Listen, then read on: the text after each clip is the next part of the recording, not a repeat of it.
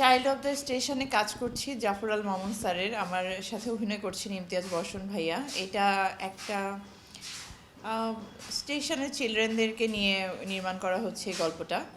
তো কাজ করতে অনেক ভালো লাগছে, খুবই চ্যালেঞ্জিং একটা গল্প এবং কাজ করার অনেক জায়গা আছে এবং স্টেশনের বাচ্চাদের লাইফস্টাইল কেমন হয়, জীবন কেমন হয়, বা মানে বাবা মা না থাকলে, জন্ম পরিচয় না থাকলে জীবন কেমন হয়, এগুলো সব কিছু মিলিয়ে তুলে ধরা হয়েছে। বাকিটার জন্য তো সিনেমা দেখতে হবে, বাট কাজ করে খুব ভালো লাগছে। এটার জন্য তো আমার চরিত্রের নাম শ্রাবণী। এখানে Shraboni child of the station যেহেতু বলা হচ্ছে, তো শ্রাবণী ক্যারেক্টারটা এখানে অনেক ইম্পর্ট্যান্ট একটা ক্যারেক্টার। আর স্টেশনের বাচ্চাদেরকে নিয়ে শ্রাবণী কাজ করতে খুবই ইন্টারেস্টেড থাকে, এরকম গল্পের উপরে নির্মাণ করা হচ্ছে ফিল্মটা। একজন অভিনেত্রী হিসেবে আমি বলবো যে এই ধরনের সিনেমা নির্মাণ করা অবশ্যই প্রয়োজন, কারণ এ থেকে আমরা না সাধারণ মানুষরা জানতে পারি যে আসলে সমাজের কোন জায়গায় কোন প্রবলেমটা আছে, কোন জায়গায় কোন সমস্যা হচ্ছে, কোন মানে জায়গাটা, কোন সেক্টরটাতে আমাদের কাজ করা উচিত বা গভর্নমেন্টের একটু বেশি নজর দেওয়া উচিত। তো এই ধরনের গল্প নির্মাণ হলে মানুষের ভিতরে অ্যাওয়ারনেস ক্রিয়েট হয়, মানুষ জানতে পারে এবং আমরাও মানে সাধারণ মানুষ হিসেবে আমরাও তাদেরকে হেল্প করার জন্য এগিয়ে আসার একটা অনুপ্রেরণা পাই। সো এরকম সিনেমা নির্মাণ হওয়া অবশ্যই জরুরি। বর্ষণ ভাইয়ের সাথে কাজের অভিজ্ঞতা খুবই ভালো, মারাত্মক লেভেলের একজন ভালো অ্যাক্টর উনি। মানে আমি বলছি কারণ ওনার সাথে আমি যতক্ষণ কাজ করেছি, যতগুলো কাজ করেছি, আমরা যে প্রত্যেকটা সিন আমরা প্র্যাকটিস করে নিতাম। আমরা ডেলিভারি দেওয়ার আগে, ডায়লগটা ডেলিভারি দেওয়ার আগে আমরা প্র্যাকটিস করতাম, রিহার্সাল করতাম, তারপর আমরা সুন্দর করে ডায়লগ বলছি, বা আমার কোনো প্রবলেম হলে, কোনো ভুল হলে ভাইয়া ধরিয়ে দিচ্ছেন বা একটু হেল্প করছেন যে এইভাবে না এইভাবে করো। তো খুবই ভালো একজন বড় মাপের একজন অভিনেতা, খুব ভালো মাপের একজন কো আর্টিস্ট। তো ওনার সাথে কাজ করে আমার খুবই ভালো লাগছে। না, আমি আসলে শুরু থেকে, যখন থেকে আমার ক্যারিয়ার শুরু হয়েছে, সব সময় বলেছি যে আমি একজন ভালো অভিনেত্রী হতে চাই, অভিনয়কে নিয়েই আমি থাকতে চাই এবং আমি সব কিছু মিলিয়ে তো রেগুলার কাজ করে যাচ্ছি আলহামদুলিল্লাহ।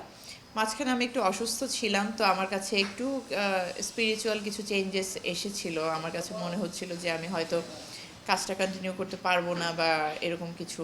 তো সব কিছু মিলিয়ে যখন সুস্থ হলাম বা সব কিছু ঠিকঠাক থাকলো, অ্যান্ড আমার রানিং কাজগুলো, পেন্ডিং কাজগুলো আমি বলেছিলাম কিন্তু যে আমি পেন্ডিং কাজগুলো শেষ করে দেবো, তো পেন্ডিং কাজগুলো শেষ করতে এসে আরও কিছু কাজের অফার চলে আসলো। তো সব কিছু মিলিয়ে সবাই আমাকে বুঝালো, আমার মনে হলো যে না, ইন্ডাস্ট্রিতে তো ভালো শিল্পী এবং শিল্পীদের দরকার আছে। তো যেহেতু আমি কাজ করে এত দূর এসেছি, একটা জায়গা ক্রিয়েট করেছি, হুট করে এভাবে চলে গেলে আমার দর্শকরাও আমার মানে মন খারাপ করবেন, বা আমার নিজের কাছেও মনে হয় না যে আমি এখনো পর্যন্ত ওই ওই পরিমাণ কাজ করতে পেরেছি যেটা আমাকে আত্মতৃপ্তি দেয়। তো ওই জায়গা থেকে আমার মনে হয়েছে যে আমি কাজটা নিয়মিত করতে চাই। যদি দর্শকরা আমাকে ভুল বুঝে থাকেন, আমি ওনাদের কাছে অনুরোধ করবো যেন ভুল ত্রুটি ক্ষমা সুন্দর দৃষ্টিতে দেখেন। হ্যাঁ, আমি আমি কিছুক্ষণ আগেই কিন্তু এই কথাটা বলেছি যে আমি এখনো কিন্তু ওই আত্মতৃপ্তির জায়গাটা আমার হয়নি যে না, এই কাজটা আমি করেছি, এই কাজটা মানে আমি যতগুলো কাজ করেছি আলহামদুলিল্লাহ প্রশংসা পেয়েছি, ভালোবাসা পেয়েছি মানুষের।